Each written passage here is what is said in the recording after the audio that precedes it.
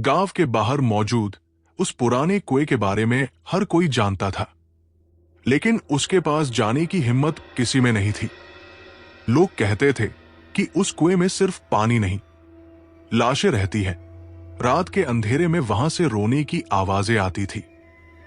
कई लोगों ने दावा किया था कि उन्होंने कुएं के अंदर किसी को हाथ हिलाते देखा है, लेकिन सबसे डरावनी बात यह थी कि जो भी उस कुएं के अंदर झांकता था, कुछ दिनों बाद वो खुद गायब हो जाता था। मेरा नाम निखिल है और मैंने हमेशा इन बातों को गांव वालों का अंधविश्वास समझा। लेकिन जिस रात मैं उस कुएं तक पहुंचा, उसके बाद मुझे समझ आया कि कुछ जगह सच में इंसानों के लिए नहीं बनी होती। ये कहानी करीब 5 साल पहले की है। मैं अपने शहर से अपने पुश्तैनी गांव बरवा आया था। मेरे दादा की तबीयत बहुत खराब थी। गांव वैसा ही था जैसा बचपन में देखा था। कच्ची गलियां, पुराने मकान और चारों तरफ फैले खेत। लेकिन गांव में आते ही मुझे एक अजीब चीज महसूस हुई, जैसे हर इंसान डरा हुआ हो। लोग शाम ढलते ही अपने घरों के दरवाजे बंद कर लेते, बच्चे बाहर खेलना बंद कर देते और गांव के पश्चिम वाले हिस्से में कोई जाता तक नहीं था। जब मैंने वजह पूछी तो हर कोई सिर्फ एक नाम लेता, लाशों वाला कुआं।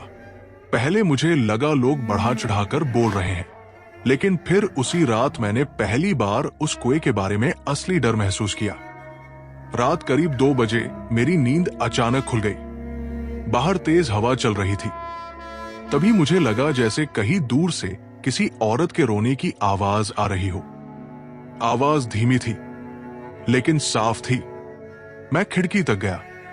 बाहर पूरा गांव अंधेरे में डूबा था, लेकिन दूर खेतों की तरफ मुझे हल्की लाल रोशनी दिखाई दी और उसी दिशा से वो रोने की आवाज आ रही थी।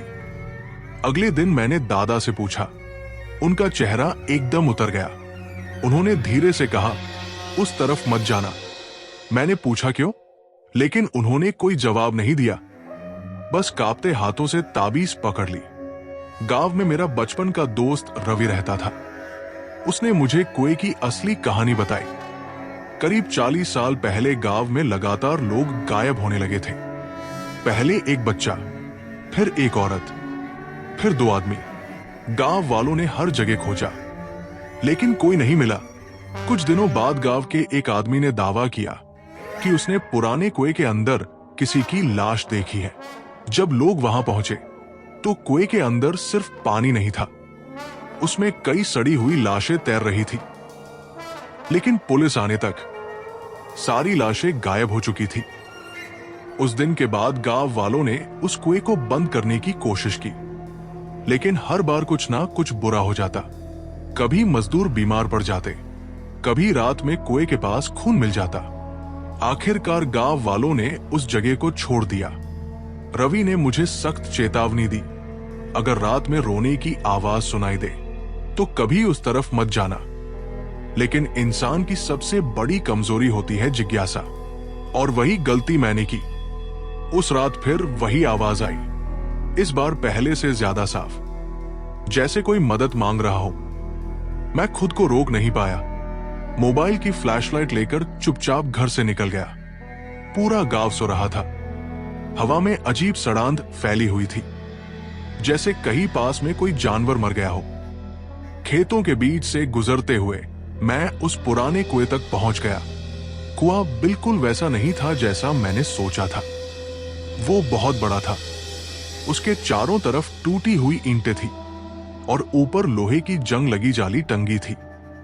लेकिन सबसे अजीब बात यह थी कि वहां हवा बिल्कुल बंद थी, जैसे उस जगह पर समय रुक गया हो। मैं धीरे धीरे कुएं के पास पहुंचा। अंदर पूरा अंधेरा था। मैंने फ्लैशलाइट नीचे डाली। पहले तो सिर्फ काला पानी दिखाई दिया, लेकिन फिर मुझे लगा जैसे पानी के अंदर कुछ हिल रहा हो। मेरा दिल तेज धड़कने लगा।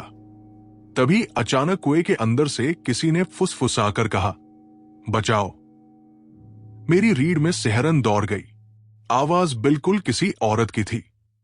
मैंने डरते हुए पूछा, कौन है? कुछ सेकंड तक सन्नाटा रहा। फिर अचानक कुएं के अंदर से दर्जनों आवाजें एक साथ गूंजने लगी। हमें बाहर निकालो।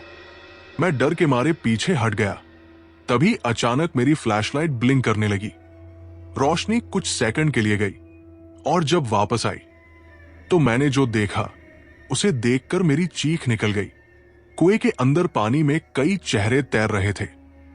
सड़े हुए चेहरे, सफेद आंखें, खुले हुए मुंह, वो सभी मुझे घूर रहे थे। अचानक उनमें से एक हाथ पानी से बाहर निकला, काला, सड़ा हुआ, और धीरे धीरे ऊपर आने लगा।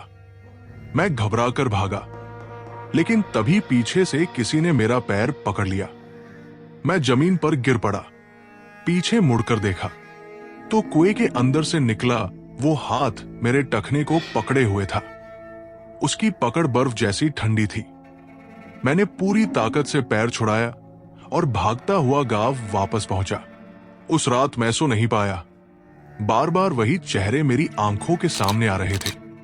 सुबह जब मैंने रवि को सब बताया तो उसका चेहरा पीला पड़ गया। उसने कहा, तूने अंदर झांक लिया? मैंने हाँ में सिर हिलाया। कुछ सेकंड तक वो चुप रहा, फिर धीरे से बोला, अब वो तुझे छोड़ेंगे नहीं। उसके शब्द सुनकर मेरा गला सूख गया। मैंने पूछा, इसका क्या मतलब है? लेकिन उसने जवाब नहीं दिया। बस मुझे गांव छोड़कर चले जाने को कहा। लेकिन तब तक देर हो चुकी थी। उसी रात मेरे कमरे के बाहर किसी के चलने की आवाज आने लगी। टक टक टक, जैसे कोई गीले पैरों से चल रहा हो। मैंने खिड़की से बाहर झांका और मेरी सांस रुक गई। आंगन में एक औरत खड़ी थी। उसके लंबे बाल चेहरे पर थे और उसके कपड़ों से पानी टपक रहा था।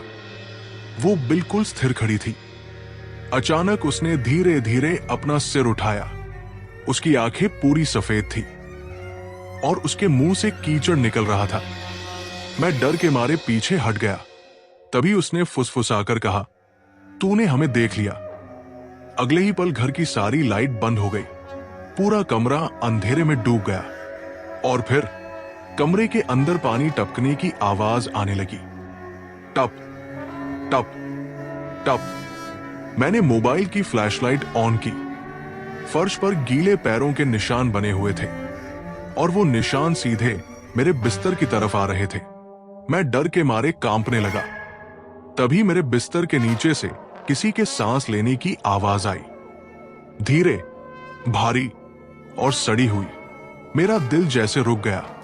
मैं हिम्मत करके नीचे झुका और उसी पल मेरी चीख निकल गई। बिस्तर के नीचे वही औरत थी। उसका चेहरा सड़ा हुआ था। आंखों की जगह काले गड्ढे थे। वो मुस्कुरा रही थी। अचानक उसने मेरा हाथ पकड़ लिया और जोर से खींचा। मैं नीचे गिर पड़ा और अगले ही पल मुझे लगा जैसे मैं पानी में डूब रहा हूं। चारों तरफ अंधेरा था, सड़ी हुई बदबू और मेरे आसपास दर्जनों लाशें तैर रही थी। जब मुझे होश आया तब सुबह हो चुकी थी। मैं अपने कमरे में था, लेकिन मेरी कलाई पर काले हाथों के निशान बने हुए थे। उसी दिन गांव में खबर फैली कि एक और आदमी गायब हो गया है। उसका नाम था मोहन। आखिरी बार उसे कुएं की तरफ जाते देखा गया था। अब गांव में डर और बढ़ गया। लोग मंदिरों में पूजा कराने लगे, लेकिन कोई फायदा नहीं हुआ। हर 2-3 रात में कोई ना कोई गायब होने लगा और हर बार गायब होने से पहले लोग रोने की आवाज सुनने की बात कहते। मैंने तय किया कि अब मुझे इस रहस्य का अंत करना होगा। रवि पहले तैयार नहीं हुआ, लेकिन आखिरकार वो मेरे साथ आने को मान गया। गांव के बूढ़े पुजारी ने हमें बताया कि उस कुएं के नीचे कभी एक पुराना तहखाना था। अंग्रेजों के समय वहां लोगों को मारकर फेंका जाता था। कहते हैं कि एक बार गांव वालों ने विद्रोह किया था और दर्जनों लोगों को जिंदा उस कुएं में डाल दिया गया। उनकी चीखें कई दिनों तक सुनाई देती रहीं। पुजारी ने कहा, उनकी आत्माएं अभी भी बाहर निकलना चाहती है। उस रात हम दोनों फिर कुएं के पास पहुंचे। इस बार हमारे पास रस्सी, कैमरा और मिट्टी का तेल था। जैसे ही हम वहां पहुंचे, हवा अचानक ठंडी हो गई। कुएं के अंदर से फिर वही रोने की आवाज आने लगी। रवि डर के मारे कांप रहा था। मैंने कैमरा ऑन किया और कुएं के अंदर रोशनी डाली। इस बार पानी बिल्कुल शांत था, लेकिन फिर धीरे धीरे उसमें बुलबुले उठने लगे और अगले ही पल पानी के अंदर से दर्जनों चेहरे ऊपर आने लगे। वो सभी हमें घूर रहे थे। तभी कुएं के अंदर से बहुत तेज चीख गूंजी, इतनी तेज कि हमारे कानों से खून निकलने लगा। अचानक कुएं के अंदर का पानी घूमने लगा, जैसे कोई बहुत बड़ी चीज नीचे से ऊपर आ रही हो। और फिर एक सड़ा हुआ शरीर धीरे धीरे पानी से बाहर निकला। उसका चेहरा आधा गल चुका था, लेकिन सबसे डरावनी बात यह थी कि उसकी आंखें जिंदा इंसान जैसी थी। उसने सीधे मेरी तरफ देखा और मुस्कुराया। उसी पल रवि जोर से चिल्लाया। मैंने पीछे देखा तो दर्जनों गीले लोग हमारे चारों तरफ खड़े थे। सभी के शरीर सड़े हुए थे और वो धीरे धीरे हमारे करीब आ रहे थे। रवि भागने लगा, लेकिन अचानक किसी ने उसे पकड़कर जमीन पर गिरा दिया। वो चीख रहा था, निखिल बचा। मैंने देखा कि कई काले हाथ जमीन से निकलकर उसे नीचे खींच रहे थे। मैं उसकी तरफ दौड़ा, लेकिन तभी किसी ने मेरे कान के पास फुसफुसाया, अब बहुत देर हो चुकी है। मैंने पीछे देखा, वही सफेद आंखों वाली औरत मेरे पीछे खड़ी थी। उसके मुंह से पानी बह रहा था। उसने मुस्कुराकर कहा, अब तू भी यही रहेगा। अचानक पूरा कुआं कांपने लगा। अंदर से इतनी भयानक चीखें आने लगी कि मैं अपने कान पकड़कर जमीन पर बैठ गया। तभी कुएं के अंदर लाल रोशनी चमकने लगी और कुछ सेकंड बाद पानी के ऊपर दर्जनों लाशें तैरती दिखाई दी। उनमें बच्चे भी थे, औरतें भी, बूढ़े भी। सभी की आंखें खुली हुई थी। वो एक साथ मुझे देख रहे थे। फिर सभी ने एक साथ कहा, हमें बाहर निकालो। मैं समझ चुका था कि ये आत्माएं सिर्फ बदला नहीं चाहती थी, वो बाहर निकलना चाहती थी। अगर ये गांव में फैल गई तो कोई नहीं बचेगा। मैंने मिट्टी के तेल का डिब्बा उठाया और पूरा कुएं में डाल दिया। रवि चीखा, तू क्या कर रहा है? लेकिन मैंने उसकी बात नहीं सुनी। मैंने माचिस जलाई और कुएं के अंदर फेंक दी। अगले ही पल कुएं के अंदर भयानक आग भड़क उठी, इतनी तेज कि आसमान तक लाल रोशनी फैल गई। कुएं के अंदर से हजारों चीखें गूंजने लगी। वो आवाज इंसानों जैसी नहीं थी, जैसे नरक खुल गया हो। गीली लाशें जलते हुए कुएं से बाहर निकलने लगी। कुछ आधी जली हुई थी, कुछ बिना चेहरे की। वो आग में जलते हुए भी हमारी तरफ बढ़ रही थी। मैं और रवि भागने लगे। पीछे से लगातार चीखें आ रही थी। तभी अचानक एक जली हुई औरत मेरे सामने आ गई। उसकी आंखें पूरी सफेद थी। उसने मेरा गला पकड़ लिया। उसकी पकड़ इतनी मजबूत थी कि मेरी सांस रुकने लगी। तभी रवि ने जलती लकड़ी उठाकर उसके सिर पर मारी। वो चीखते हुए पीछे गिर गई। हम दोनों भागते रहे जब तक गांव नहीं पहुंच गए। उस रात के बाद कुएं की आवाजें बंद हो गई। गांव में फिर कभी कोई गायब नहीं हुआ। कुछ दिनों बाद गांव वालों ने उस जगह को पूरी तरह मिट्टी से भर दिया। लेकिन कहानी यही खत्म नहीं होती, क्योंकि गांव छोड़ने से पहले मैं आखिरी बार उस जगह गया था। वहां अब सिर्फ सूखी जमीन थी। लेकिन जैसे ही मैं वापस मुड़ा, मुझे लगा जैसे नीचे से कोई फुसफुसाया, हम अभी भी यही हैं। उसी रात मेरे फोन में अपने आप एक फोटो आ गई। फोटो में वही पुराना कुआं दिखाई दे रहा था। लेकिन सबसे डरावनी बात यह थी कि फोटो के अंदर मैं खुद कुएं के पास खड़ा था और मेरे पीछे दर्जनों सफेद आंखें अंधेरे में चमक रही थी। उस फोटो को देखने के बाद मेरे हाथ कांपने लगे। मैंने तुरंत फोन बंद कर दिया। लेकिन उस रात के बाद मेरी जिंदगी फिर कभी सामान्य नहीं रही। शहर लौटने के बाद भी मुझे हर रात पानी टपकने की आवाज सुनाई देने लगी। शुरुआत में मुझे लगा ये सिर्फ डर का असर है, लेकिन फिर अजीब घटनाएं शुरू हुई। मेरे कमरे की दीवारों पर गीले हाथों के निशान बनने लगे। कभी बाथरूम का नल अपने आप खुल जाता, कभी आधी रात में ऐसा लगता जैसे कोई मेरे कमरे के बाहर गीले पैरों से चल रहा हो। सबसे डरावनी बात यह थी कि हर सुबह मेरे दरवाजे के सामने मिट्टी और कीचड़ फैला मिलता, बिल्कुल वैसी ही जैसी उस कुएं के आसपास थी। मैं धीरे धीरे मानसिक रूप से टूटने लगा।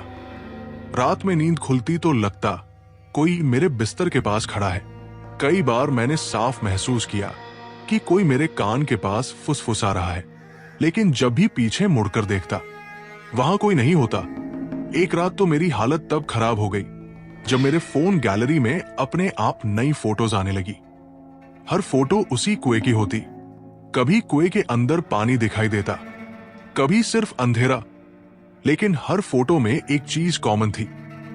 अंधेरे के अंदर दो सफेद आंखें चमकती दिखाई देती थी। मैंने फोन बदल दिया, सिम बदल दी, यहां तक कि नया घर भी ले लिया, लेकिन फोटोज आना बंद नहीं हुई। फिर एक रात ठीक 3 बजे मेरे फोन में वीडियो कॉल आई। Unknown number. मैं पहले इग्नोर करता रहा, लेकिन बार बार कॉल आने लगी। आखिर मैंने डरते हुए कॉल उठा ली। स्क्रीन पूरी काली थी। कुछ सेकंड तक सिर्फ पानी टपकने की आवाज आती रही। फिर अचानक कैमरा जैसे नीचे घूमने लगा और मेरी सांस रुक गई। वो किसी कुएं के अंदर का दृश्य था। गंदा काला पानी, टूटी हुई ईंटें, और फिर कैमरा धीरे धीरे पानी के करीब गया। पानी के अंदर दर्जनों चेहरे दिखाई देने लगे। सड़ी हुई लाशें, सफेद आंखें, वो सभी कैमरा की तरफ देख रहे थे। तभी स्क्रीन के बिल्कुल पास वही औरत आ गई। उसके बाल भीगे हुए थे और चेहरे से कीचड़ बह रहा था। उसने मुस्कुराकर कहा, तू हमें जला नहीं पाया। मैं डर के मारे फोन फेंककर पीछे हट गया, लेकिन कॉल अपने आप स्पीकर पर चलती रही। कमरे में पानी टपकने की आवाज गूंजने लगी और फिर मेरे पूरे कमरे की फ्लोर गीली होने लगी, जैसे कहीं से पानी रिस रहा हो। मैंने नीचे देखा तो फर्श पर गंदा काला पानी फैल चुका था। उसी पानी में धीरे धीरे हाथों के निशान बनने लगे, कई हाथ जो मेरी तरफ बढ़ रहे थे। तभी कमरे की लाइट ब्लिंक करने लगी और अगले ही पल मेरे कमरे के कोने में वही कुआं दिखाई देने लगा। पहले सिर्फ उसका किनारा दिखा, फिर पूरा कुआं अंधेरे से बाहर आने लगा, जैसे वो जगह मेरे कमरे के अंदर बन रही हो। मैं चीखते हुए बाहर भागा, लेकिन बाहर पूरा कॉरिडोर अंधेरे में डूबा था। वहां भी पानी फैला हुआ था और उसी पानी में गीले पैरों के निशान बने थे। वो निशान धीरे धीरे मेरी तरफ आ रहे थे। तभी पीछे से वही भारी आवाज गूंजी, अब तेरी बारी है। मैंने पीछे देखा। कुएं के अंदर से कई लाशें बाहर निकल चुकी थी। उनके शरीर सड़े हुए थे, लेकिन आंखें जिंदा इंसानों जैसी थी। उनमें से एक रवि था। उसका चेहरा आधा गल चुका था। उसने मुझे देखकर मुस्कुराया और बोला, हम बाहर आ चुके हैं। मेरा दिमाग सुन पड़ गया। मैंने भागने की कोशिश की, लेकिन अचानक मेरे पैर किसी ने पकड़ लिए। नीचे देखा तो फर्श के पानी से दर्जनों हाथ निकलकर मुझे नीचे खींच रहे थे। उनकी पकड़ बर्फ जैसी ठंडी थी। मैं पूरी ताकत से छूटने की कोशिश करने लगा। तभी अचानक मेरे गले में पहनी दादा की ताबीज गर्म होने लगी। उसके अंदर से हल्की पीली रोशनी निकली। जैसे ही वो रोशनी पानी पर पड़ी, सारे हाथ पीछे हटने लगे। लाशें दर्द से चीखने लगी। वही सफेद आंखों वाली औरत गुस्से में चिल्लाई, ये तुझे हमेशा नहीं बचाएगी। अचानक पूरा कमरा जोर से कांपने लगा। कुएं के अंदर से बहुत तेज चीखें आने लगी और अगले ही पल सब कुछ गायब हो गया। ना कुआं, ना पानी, ना लाशें। मैं अपने कमरे के बीचों बीच पड़ा था। पूरा शरीर पसीने से भीगा हुआ था, लेकिन मेरी मुट्ठी में कुछ था। कांपते हाथों से मैंने उसे खोला और मेरी सांस रुक गई। मेरी हथेली में उसी कुएं की गीली मिट्टी थी और उस मिट्टी के अंदर एक इंसानी उंगली दबी हुई थी। उसे देखते ही मेरे शरीर में सिहरन दौड़ गई। मैंने तुरंत वो मिट्टी खिड़की से बाहर फेंक दी, लेकिन मेरे हाथों में अभी भी सड़ी हुई बदबू चिपकी हुई थी। मैं बार बार साबुन से हाथ धोता रहा, फिर भी वो बदबू नहीं गई। उसी रात मुझे तेज बुखार हो गया। कई दिनों तक मैं बिस्तर से उठ नहीं पाया। लेकिन असली डर तब शुरू हुआ जब मैंने सपने देखने शुरू किए। हर रात मैं खुद को उसी कुएं के अंदर पाता। चारों तरफ काला पानी, ऊपर बहुत दूर छोटा सा आसमान और मेरे आसपास तैरती हुई लाशें। वो सभी मुझे घूरती रहती। कभी कभी उनमें मेरा अपना चेहरा भी दिखाई देता और हर सपने के आखिर में वही सफेद आंखों वाली औरत मेरे कान में फुसफुसाती, जल्द ही तू भी हमारे साथ होगा। एक सुबह मेरी नींद अचानक दरवाजे की तेज दस्तक से खुली। बाहर पुलिस खड़ी थी। उन्होंने बताया कि शहर के पुराने इलाके में एक आदमी गायब हो गया है। आखिरी बार उसे नाले के पास देखा गया था। मुझे समझ नहीं आया कि पुलिस मेरे पास क्यों आई है। तभी उनमें से एक ऑफिसर ने मेरी तरफ एक फोटो बढ़ाई। फोटो देखते ही मेरी सांस रुक गई। उस आदमी के गायब होने वाली जगह की दीवार पर कीचड़ से वही निशान बना हुआ था जो उस कुएं के पास था। मेरे हाथ कांपने लगे। पुलिस को मैंने कुछ नहीं बताया क्योंकि मुझे डर था कि वो मुझे पागल समझेंगे। लेकिन अंदर ही अंदर मैं समझ चुका था वो चीज अब गांव तक सीमित नहीं रही। उस रात फिर मेरे फोन में मैसेज आया। इस बार सिर्फ एक लोकेशन थी, शहर के बाहर एक पुरानी वाटर टैंक की।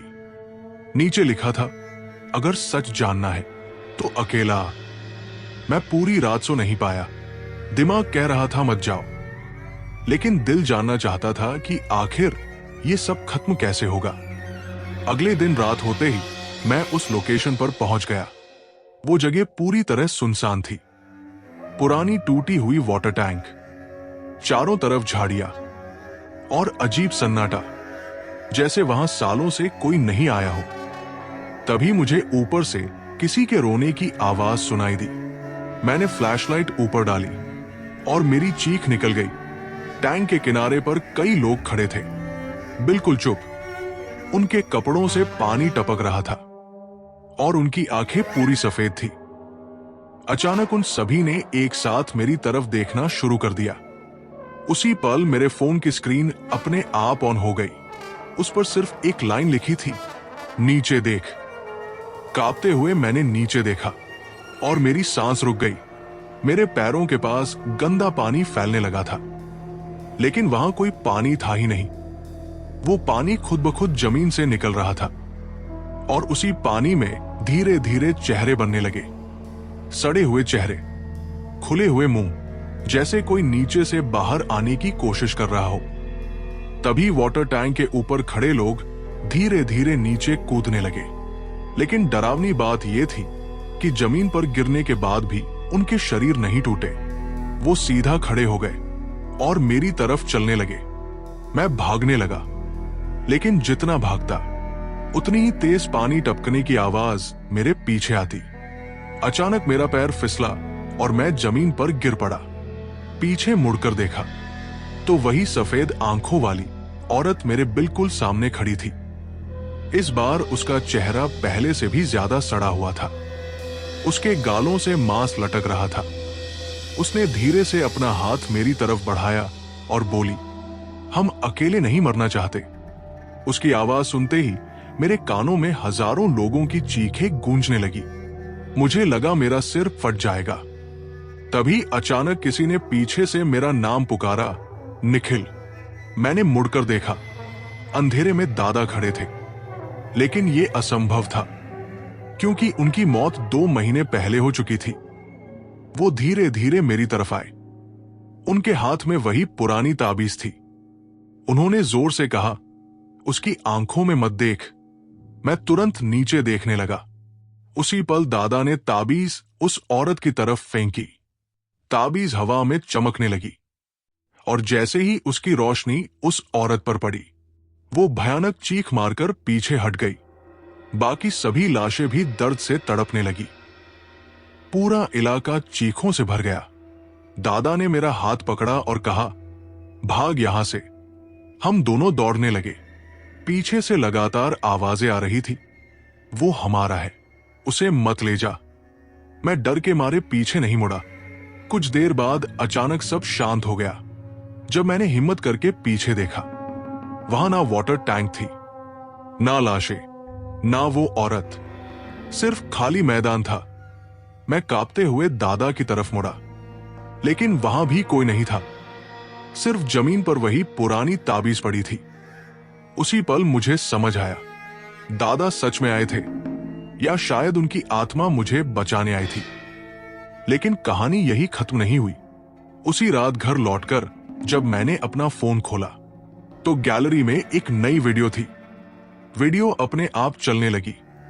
उसमें मैं दिखाई दे रहा था, वाटर टैंक के पास खड़ा।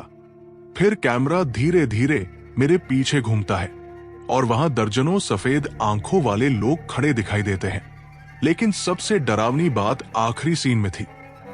वीडियो के अंत में मैं खुद कैमरा की तरफ मुड़ता हूं और मेरी आंखें पूरी सफेद दिखाई देती है।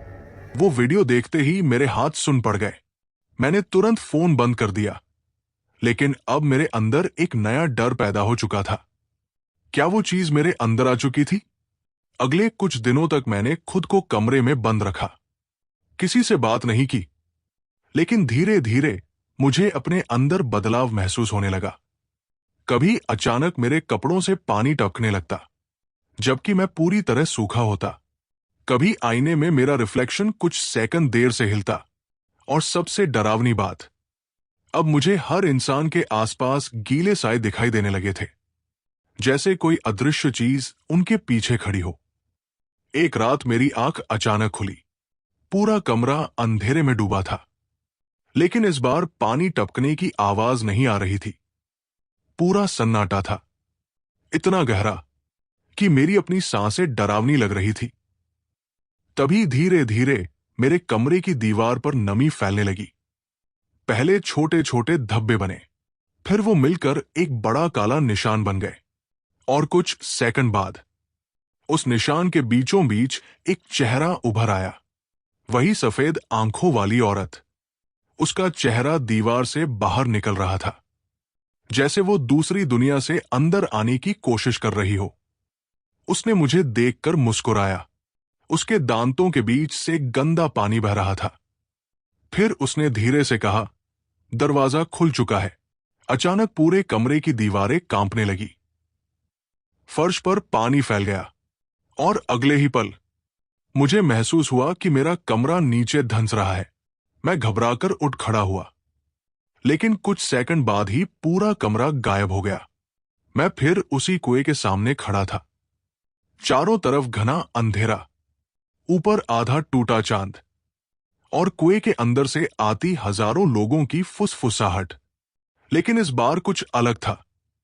कुएं के चारों तरफ दर्जनों लोग घुटनों के बल बैठे थे।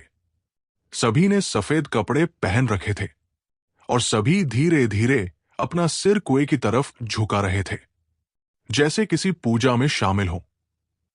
मैंने डरते हुए पास जाकर देखा और मेरा खून जम गया।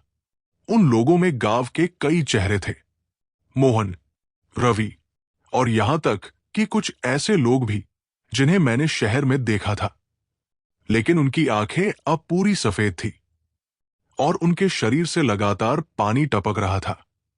तभी उन सभी ने एक साथ मेरी तरफ सिर घुमाया और एक ही आवाज में बोले, अब अंतिम द्वार खुलेगा।